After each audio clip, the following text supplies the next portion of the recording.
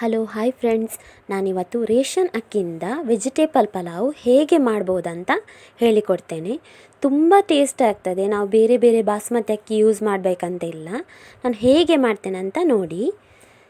ಇದಕ್ಕಾಗಿ ನಾನು ಅರ್ಧ K G 1/4 kg beans, 1 carrot, 1 ಆಲೂಗಡ್ಡೆ ತೊಗೊಂಡಿದ್ದೇನೆ.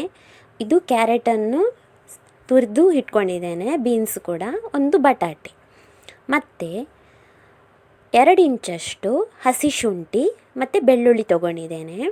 ಇದನ್ನು ವಾಶ್ ಮಾಡಿ ಚೆನ್ನಾಗಿ ಕಟ್ ಮಾಡಿ ಇಟ್ಕೊಂಡಿದ್ದೇನೆ. ಇದನ್ನು ಒಂದು ಲೋಟದಲ್ಲಿ ಹಾಕಿ ಕಬ್ಬಿಣದ ಸರಳಿರ್ತದಲ್ಲ ಅದರಿಂದ ನಾನು ಜಜ್ಜಿ ಇಟ್ಕೊಳ್ತೇನೆ. ನೋಡಿ, ಹೀಗೆ ಮಾಡೋದ್ರಿಂದ ತುಂಬ ಟೇಸ್ಟ್ ಆಗ್ತದೆ ಪಲಾವು. ನೋಡಿ, ನಾನು ಜಜ್ಜಿ ಇಟ್ಕೊಳ್ತೇನೆ. ಈಗ ಇದೊಂದು ಡಿಫ್ರೆಂಟ್ ಸ್ಟೈಲಲ್ಲಿ ಮಾಡ್ತೇನೆ. ಬೇರೆ ಬೇರೆ ರೀತಿ ಸಹ ಮಾಡ್ಬೋದು. ಇದು ಒಂದು ರೀತಿಯಲ್ಲಿ ಮಾಡ್ತಿದ್ದೇನೆ ನಾನು. ಇದಕ್ಕೆ ಬೇರೆ ಕೊತ್ತಂಬರಿ ಸೊಪ್ಪು ಪೇಸ್ಟ್ ಎಲ್ಲ ಮಾಡಿ ಹಾಕ್ತಿಲ್ಲ. ಈಗ ನೋಡಿ, ನಾನು ಜಜ್ಜಿ ಇಟ್ಕೊಂಡಿದ್ದೇನೆ. ಮತ್ತು 8ರಿಂದ 9 ಗಂಟೆ ನೆನೆಸಿಟ್ಟಂಥ ಒಂದು 100 ಗ್ರಾಮು ಬಟಾಣಿ ಕಾಳನ್ನು ತೊಗೊಂಡಿದ್ದೇನೆ. ನಾನು ಹಸಿ ಬಟಾಣಿ ತೊಗೊಳ್ಳಿಲ್ಲ, ಬಟಾಣಿ ಇತ್ತು ನನ್ನ ಹತ್ರ, ಅದೇ ತೊಗೊಂಡಿದ್ದೇನೆ. ಈಗ ರೇಷನ್ ಅಕ್ಕಿ 2 ಗ್ಲಾಸ್ ತೊಗೊಂಡಿದ್ದೇನೆ. 2 ಗ್ಲಾಸ್ ರೇಷನ್ ಅಕ್ಕಿಗೆ 4 ಗ್ಲಾಸ್ ನೀರು ಹಾಕಬೇಕು, ಡಬಲ್. ಈಗ ನಾವು 2 ಗ್ಲಾಸ್ ಅಕ್ಕಿ ತೊಗೊಂಡ್ರೆ ಅದರ ಡಬಲ್ ನೀರು ಹಾಕಬೇಕು. ಹಾಗೆ ನಾನು ಕುಕ್ಕರಲ್ಲಿ ಮಾಡ್ತಾಯಿದ್ದೇನೆ.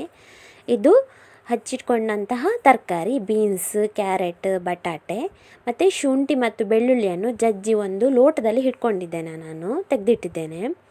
ಮತ್ತು ನಾನು ಇದಕ್ಕೆ ಪಲಾವ್ ಹುಡಿ, ಸ್ವಲ್ಪ ತುಪ್ಪ, ಏಲಕ್ಕಿ ಕಾಳು ಮತ್ತು ಒಂದು ಅರ್ಧ ಈರುಳ್ಳಿಯನ್ನು ಯೂಸ್ ಮಾಡ್ತಾಯಿದ್ದೇನೆ.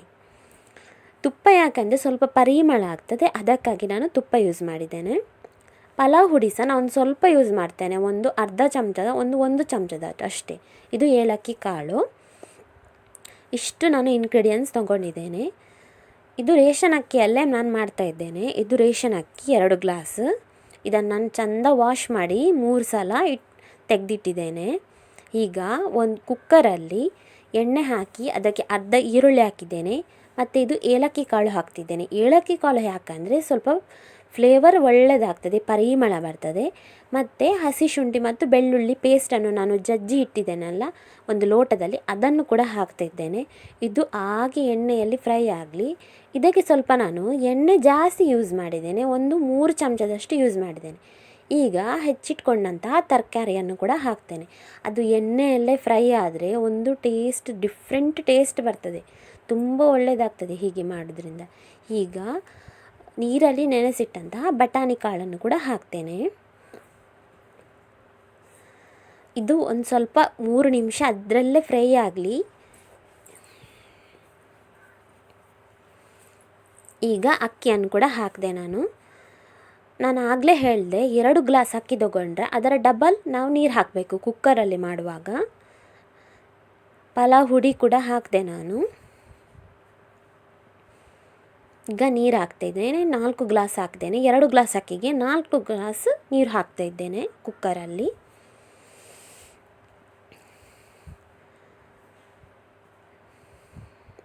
ಸ್ವಲ್ಪ ಅರಶಿನ ಹಾಕಿದೆ ಮತ್ತು ಬೇಕಾದಷ್ಟು ರುಚಿಗೆ ತಕ್ಕಷ್ಟು ಉಪ್ಪು. ಜಾಸ್ತಿ ಉಪ್ಪು ಹಾಕಲಿಲ್ಲ, ಸ್ವಲ್ಪ ಹಾಕಿದೆ.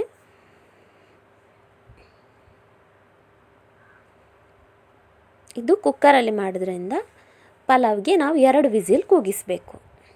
ಈಗ ನಾನು ಎಲ್ಲ ಮಿಕ್ಸ್ ಮಾಡಿ ಸ್ವಲ್ಪ ಅಲ್ಲೇ ಫ್ರೈ ಮಾಡಿದೆ. ತುಂಬ ಒಳ್ಳೆಯದಾಗ್ತದೆ ಹೀಗೆ ಮಾಡೋದ್ರಿಂದ. ಬೇರೆ ಅಕ್ಕಿ ಯೂಸ್ ಮಾಡಬೇಕಂತಲೇ ಇಲ್ಲ, ನಮಗೆ ರೇಷನಲ್ಲಿ ಸಿಕ್ಕುವ ಅಕ್ಕಿಯನ್ನು ಯೂಸ್ ಮಾಡಿಯೇ ನಾವು ವೆಜಿಟೇಬಲ್ ಪಲಾವ್ ಮಾಡ್ಬೋದು.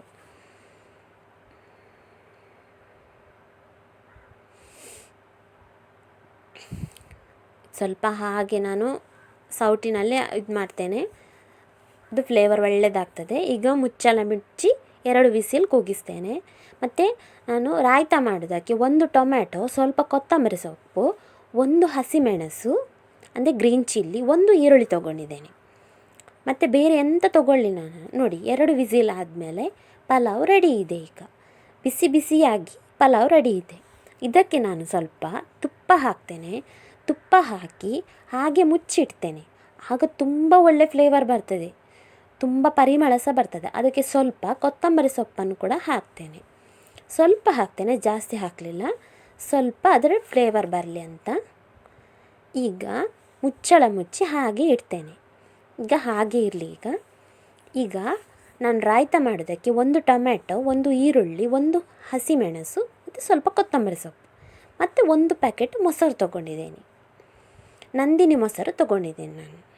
ಈಗ ಒಂದು ಬೌಲಿಗೆ ಮೊಸರು ಹಾಕ್ತಾಯಿದ್ದೇನೆ ಮತ್ತು ಟೊಮ್ಯಾಟೊ, ಈರುಳ್ಳಿ ಹೆಚ್ಚಿಟ್ಟದನ್ನೆಲ್ಲ ಹಾಕ್ತೇನೆ ಮತ್ತು ಸ್ವಲ್ಪ ಉಪ್ಪು ಹಾಕ್ತೇನೆ.